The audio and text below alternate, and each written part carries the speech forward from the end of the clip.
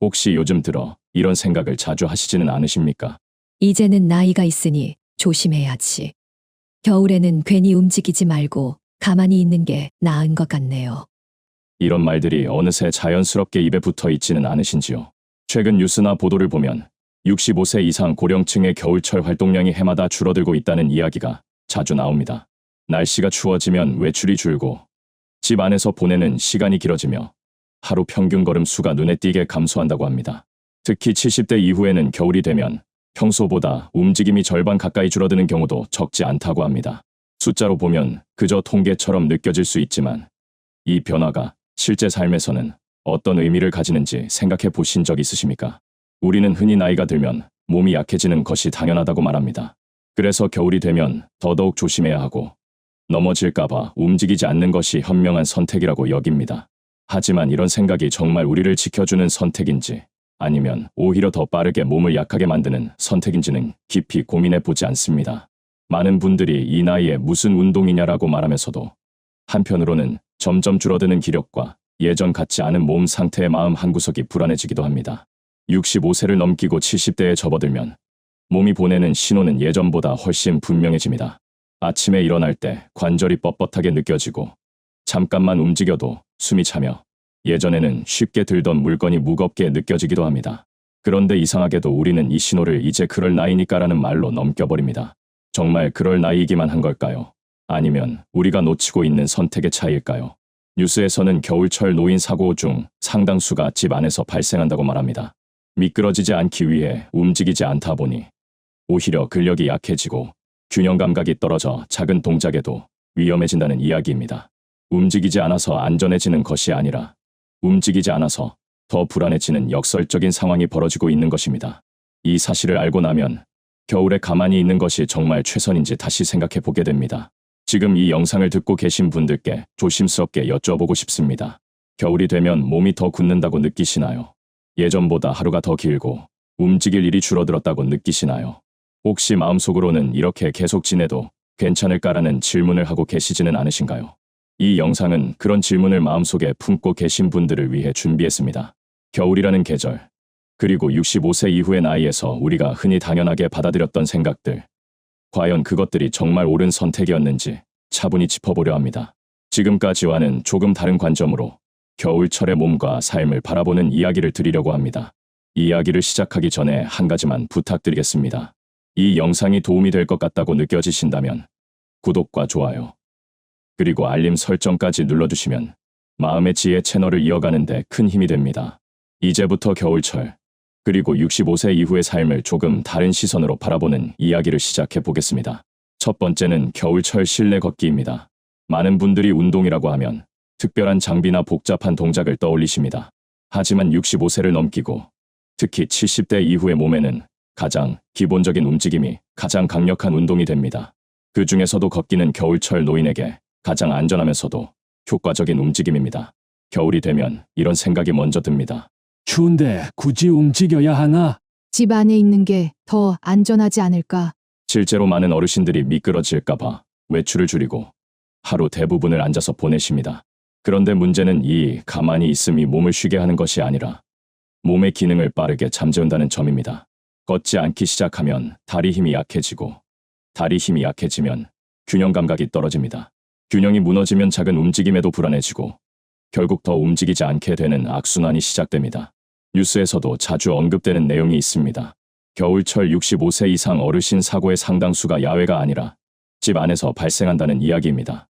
이는 위험해서 움직이다 다치는 경우보다 평소 움직임이 줄어 근력이 약해진 상태에서 사소한 동작에도 중심을 잃기 때문이라고 합니다. 이 말을 다르게 해석하면 넘어지지 않기 위해 움직이지 않는 선택이 오히려 넘어질 가능성을 키운다는 뜻이 됩니다. 실내 걷기의 가장 큰 장점은 바로 이 점입니다. 넘어질 위험을 최소화하면서도 다리와 허리, 그리고 심장까지 함께 움직이게 합니다. 거실을 천천히 왕복하거나 제자리에서 발을 번갈아 들어 올리는 것만으로도 충분합니다. 중요한 것은 속도가 아니라 멈추지 않는 것입니다. 하루에 몇 분이든 매일 몸이 스스로를 기억하도록 만들어주는 것이 핵심입니다. 혹시 이런 생각이 드실 수도 있습니다. 이 정도 움직임으로 무슨 효과가 있겠어요? 실제로 많은 분들이 운동은 땀이 나야 하고 숨이 차야 한다고 생각하십니다. 하지만 노년기의 운동은 젊을 때와 기준이 다릅니다. 70대 이후에는 근육을 키우는 것보다 근육을 잃지 않는 것이 훨씬 중요합니다. 실내 걷기는 바로 이 역할을 합니다. 지금 가진 기능을 지키는 운동, 이것이 바로 걷기의 진짜 가치입니다. 예를 하나 들어보겠습니다. 같은 동네에 사는 두 분의 어르신이 계셨습니다. 두 분 모두 겨울이 되자 외출을 줄이셨지만 한 분은 집 안에서라도 매일 조금씩 걸으셨고 다른 한 분은 대부분 앉아서 시간을 보내셨습니다. 겨울이 끝나고 봄이 되었을 때 두 분의 차이는 생각보다 컸습니다. 한 분은 다시 밖으로 나가는데 큰 부담이 없었지만 다른 한 분은 몇 걸음만 걸어도 다리가 후들거린다고 말씀하셨습니다. 같은 나이, 같은 겨울이었지만 선택은 달랐고 결과도 달랐습니다. 물론 반론도 있습니다. 그래도 걷다 보면 혹시 넘어질까 걱정돼요. 이런 걱정은 충분히 이해됩니다. 그래서 실내 걷기는 반드시 안전한 환경에서 해야 합니다. 미끄러운 양말 대신 미끄럼 방지 양말이나 실내화를 신고 주변에 걸려 넘어질 물건을 미리 치워두는 것만으로도 위험은 크게 줄어듭니다. 벽이나 의자를 가까이에 두고 걷는 것도 좋은 방법입니다. 중요한 것은 완벽하게 안전해질 때까지 기다리는 것이 아니라 안전하게 할 수 있는 범위 안에서 시작하는 것입니다. 추가로 꼭 말씀드리고 싶은 것이 있습니다. 실내 걷기는 단순히 다리 운동이 아닙니다. 몸을 움직이면 자연스럽게 호흡이 깊어지고 머리도 맑아집니다. 가만히 앉아 있을 때보다 생각이 정리되고 이유 없이 가라앉던 기분도 조금씩 풀립니다. 많은 어르신들이 몸을 조금 움직였을 뿐인데 하루가 덜 무겁다고 말씀하시는 이유가 바로 여기에 있습니다. 이처럼 겨울철 실내 걷기는 운동이라는 이름보다 삶의 흐름을 끊지 않기 위한 최소한의 선택에 가깝습니다.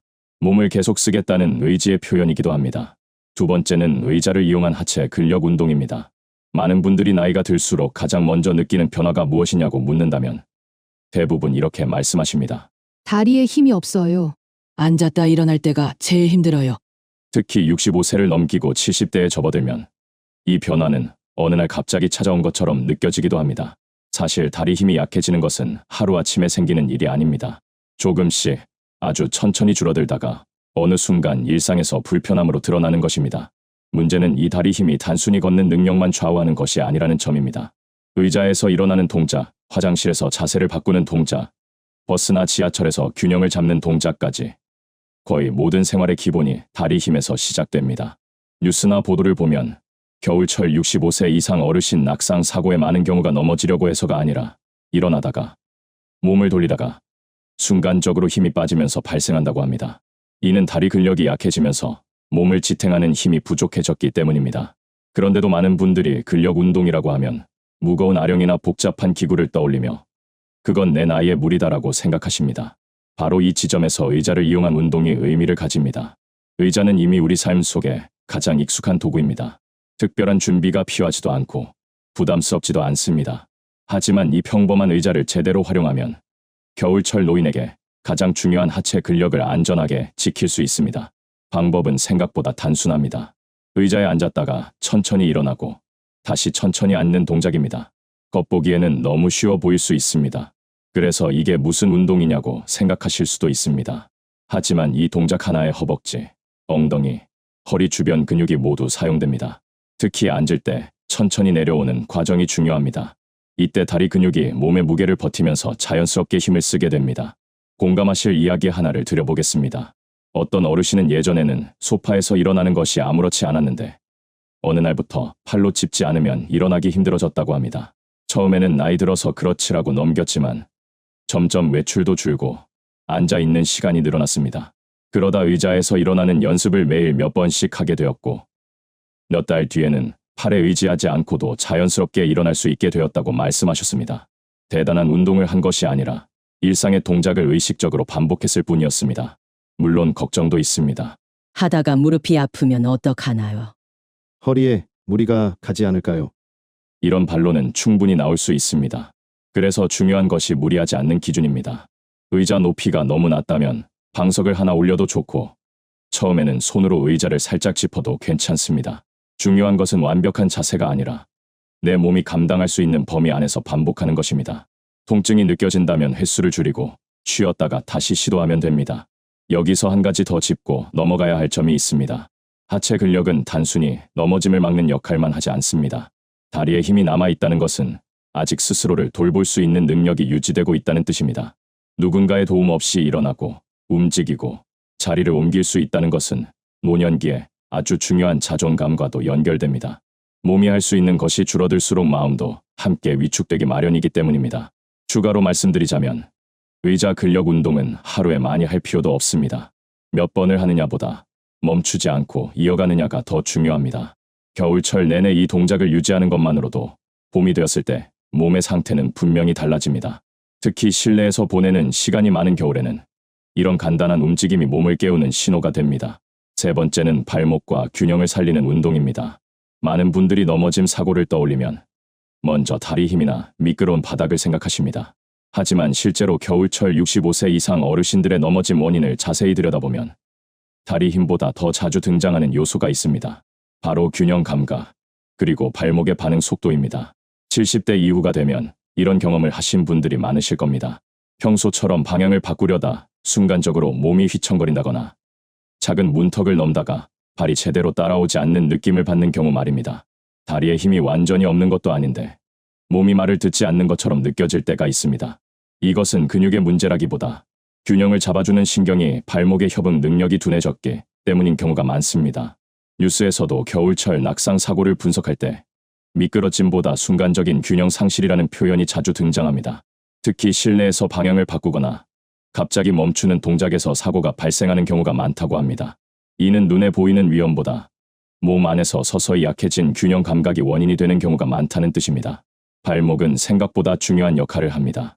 우리가 서 있을 때, 걷다가 멈출 때, 몸이 기울어질 때 가장 먼저 반응하는 부위가 바로 발목입니다. 젊을 때는 이 반응이 너무 자연스러워 의식조차 하지 않지만 나이가 들수록 이 기능은 점점 느려집니다. 문제는 발목의 반응이 느려지면 몸 전체가 균형을 되찾는 데 더 많은 힘과 시간이 필요해진다는 점입니다. 그렇다면 발목과 균형은 어떻게 지킬 수 있을까요? 다행히도 이 부분은 아주 복잡한 운동이 필요하지 않습니다. 오히려 간단하지만 꾸준한 움직임이 가장 효과적입니다. 예를 들어 의자나 벽을 살짝 잡고 한 발로 잠깐 서 보는 동작만으로도 몸은 균형을 잡기 위해 여러 근육과 신경을 동시에 사용하게 됩니다. 처음에는 5초도 어렵게 느껴질 수 있습니다. 하지만 중요한 것은 기록이 아니라 시도입니다. 혹시 이런 운동은 위험하지 않나라는 걱정이 드실 수도 있습니다. 충분히 나올 수 있는 반론입니다. 그래서 균형 운동은 반드시 지지할 수 있는 물건, 가까이에서 해야 합니다. 벽, 의자, 식탁 등 손이 닿는 거리에서 하면 넘어질 위험은 거의 없습니다. 한 발로 서는 것이 부담스럽다면 발 뒤꿈치를 들었다, 내리거나 발끝을 들었다, 내리는 동작부터 시작해도 좋습니다. 이 역시 발목과 균형 감각을 자극하는 데 큰 도움이 됩니다. 예를 하나 들어보겠습니다. 어떤 70대 어르신은 겨울이 되면 유독 불안해서 집 안에서도 천천히만 움직이셨다고 합니다. 특히 방향을 바꿀 때마다 혹시 넘어질까봐 몸을 굳히는 습관이 생겼습니다.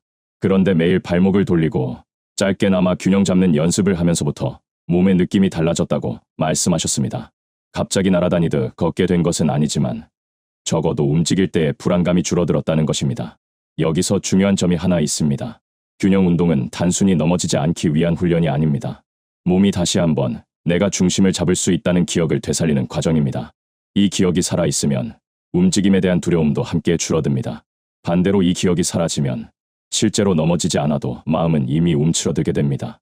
추가로 말씀드리자면 균형 감각은 나이가 들수록 더 빨리 잃어버리지만 동시에 다시 깨우기도 비교적 쉬운 기능 중 하나입니다. 하루에 몇 분만 발목과 균형에 신경 써도 몸은 금방 반응을 보입니다. 중요한 것은 겨울 동안 완전히 놓아버리지 않는 것입니다. 겨울은 활동을 쉬는 계절이 아니라 기능을 지키는 계절이라는 인식이 필요합니다. 네 번째는 겨울철 관절을 살리는 스트레칭입니다. 많은 분들이 겨울이 되면 가장 먼저 느끼는 불편함이 바로 관절이라고 말씀하십니다. 아침에 일어났을 때 손가락이 잘 펴지지 않거나 무릎이 뻣뻣하고 허리를 펴는데 시간이 걸리는 경험 말입니다. 65세를 넘기고 70대에 접어들면 이런 느낌은 더 분명해집니다. 몸이 아픈 것이 아니라 굳어있다는 표현이 더 정확할지도 모릅니다. 겨울철 관절이 불편해지는 이유는 단순합니다. 기온이 내려가면 근육과 인대가 수축하고 혈액순환도 느려집니다. 그러다 보니 관절 주변이 쉽게 경직되고 작은 움직임에도 불편함이 생깁니다. 그런데 문제는 많은 분들이 이 상태를 움직이면 더 아파질 것이라고 생각하며 오히려 움직임을 줄인다는 점입니다. 이 선택이 바로 관절을 더 굳게 만드는 출발점이 됩니다. 뉴스나 생활정보 프로그램에서도 종종 이런 이야기를 합니다. 겨울철 관절 통증으로 병원을 찾는 65세 이상 환자 중 상당수가 실제로는 관절이 망가져서가 아니라 장기간 움직임이 줄어들어 관절 주변이 굳어 생긴 불편함이라는 내용입니다. 즉, 아파서 안 움직인 것이 아니라 안 움직여서 더 아파진 경우가 적지 않다는 뜻입니다. 스트레칭은 이런 악순환을 끊는 가장 부드러운 방법입니다. 많은 분들이 스트레칭을 운동의 준비 단계 정도로만 생각하시지만 노년기에는 스트레칭 그 자체가 하나의 중요한 운동입니다. 관절을 끝까지 쓰지 않더라도 가능한 범위 안에서 천천히 움직여주는 것만으로도 관절은 아직 사용되고 있다는 신호를 받게 됩니다. 혹시 이런 생각이 드실 수 있습니다. 스트레칭은 젊은 사람들이 하는 거 아닌가요? 이 나이에 괜히 늘리다가 다칠까 걱정된다. 충분히 이해되는 반론입니다. 그래서 겨울철 스트레칭의 핵심은 절대 무리하지 않는 것입니다. 반동을 주지 않고 통증이 느껴지기 전까지만 천천히 움직이는 것이 원칙입니다. 아프기 직전에서 멈추는 것이 아니라 아프기 훨씬 전에서 멈추는 것이 맞습니다. 예를 들어 아침에 일어나서 손가락을 천천히 쥐었다 폈다 하는 동작, 어깨를 크게 돌리지 않고 작게 원을 그리듯 움직이는 동작, 무릎을 쭉 펴지 않고 살짝 굽혔다 펴는 동작만으로도 충분합니다. 이 작은 움직임들이 쌓이면 하루 종일 몸을 움직일 때의 부담이 눈에 띄게 줄어듭니다. 공감하실 이야기 하나를 더 드리겠습니다. 어떤 70대 어르신은 겨울만 되면 허리가 굳어서 세수를 할 때도 불편했다고 합니다. 그래서 아침마다 허리를 굽히는 것을 피했고 그럴수록 불편함은 더 심해졌습니다. 그런데 잠자리에서 일어나기 전 허리를 살짝 좌우로 흔들고 무릎을 가볍게 당기는 동작을 몇 분씩 하면서부터 움직임이 훨씬 수월해졌다고 말씀하셨습니다. 특별한 치료를 받은 것도 아니고 단지 관절을 깨우는 시간을 만들어 준 것뿐이었습니다. 여기서 중요한 점은 스트레칭의 효과가 하루 이틀에 나타나지 않아도 괜찮다는 것입니다. 노년기의 몸은 즉각적인 변화보다 서서히 회복되는 방향에 더 잘 반응합니다. 오늘 조금 덜 굽고 내일 조금 더 편해지는 정도면 충분합니다. 중요한 것은 겨울 내내 관절을 방치하지 않는 것입니다. 추가로 말씀드리자면 스트레칭은 관절뿐만 아니라 마음에도 영향을 줍니다. 몸이 굳어 있으면 움직이기 싫어지고 움직이기 싫어지면 하루가 더 무겁게 느껴집니다. 반대로 아침에 몸을 조금 풀어주면 그날 하루를 시작하는 마음도 한결 가벼워집니다. 많은 분들이 몸을 풀었을 뿐인데 하루가 덜 힘들다고 느끼는 이유가 여기에 있습니다. 5번째는 호흡과 함께하는 전신 움직임입니다. 이 운동은 겉으로 보면 가장 조용하고 가장 운동 같지 않아 보일지도 모릅니다. 하지만 65세를 넘기고 70대에 접어든 분들에게는 어쩌면 지금까지 말씀드린 어떤 움직임보다도 중요한 의미를 가질 수 있습니다. 왜냐하면 이 움직임은 근육 하나만을 위한 것이 아니라 몸 전체와 마음까지 함께 다루는 방식이기 때문입니다.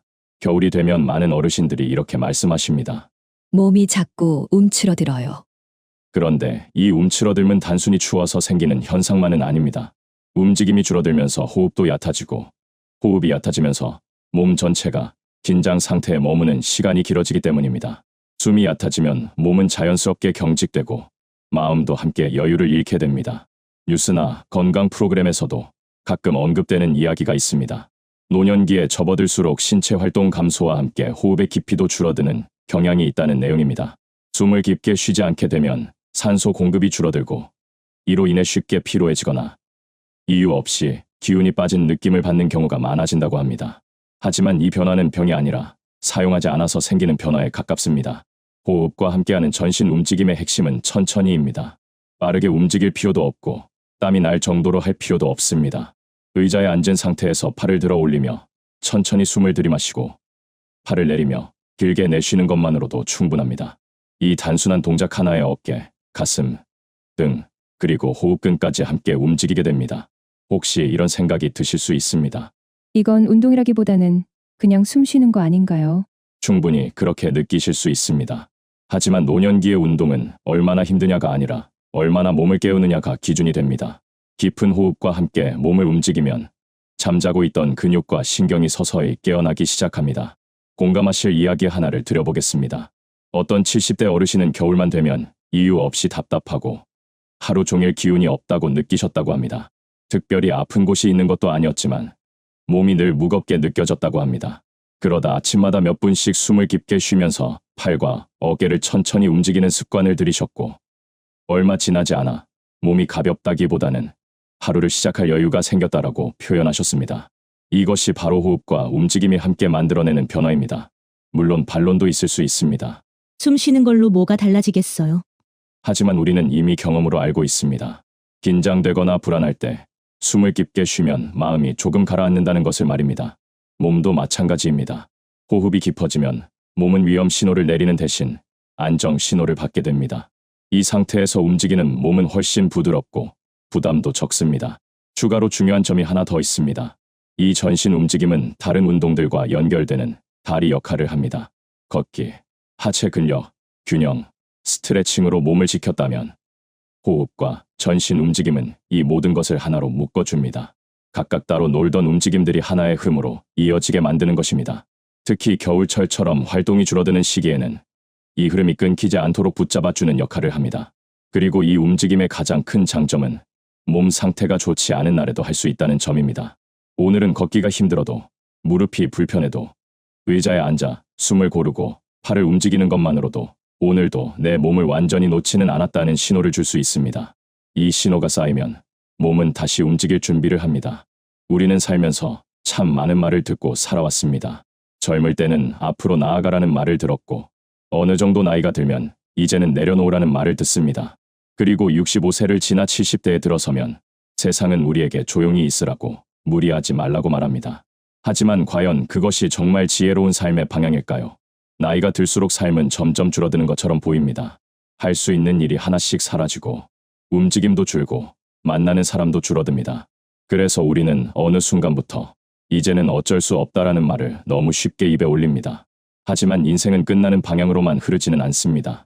방향을 어떻게 잡느냐에 따라 남은 시간의 밀도는 전혀 달라질 수 있습니다.